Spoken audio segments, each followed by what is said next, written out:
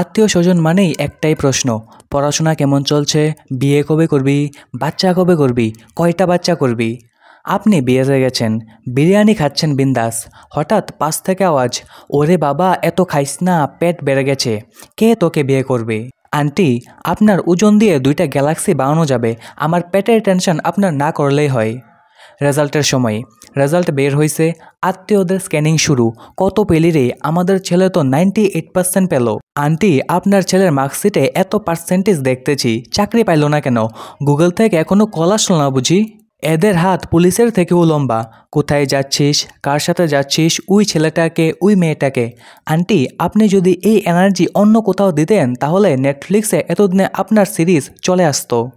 চাকরি পাইলেই নতুন মিশন, কত বেতন দিচ্ছে, বাড়ি কিনবি কবে, বিয়ে কবে। আন্টি, আমার লাইফ প্ল্যানিংয়ের কনসালটেন্ট আপনি কবে হইলেন, আপনি কি এলআইসি পলিসি বিক্রি করেন নাকি।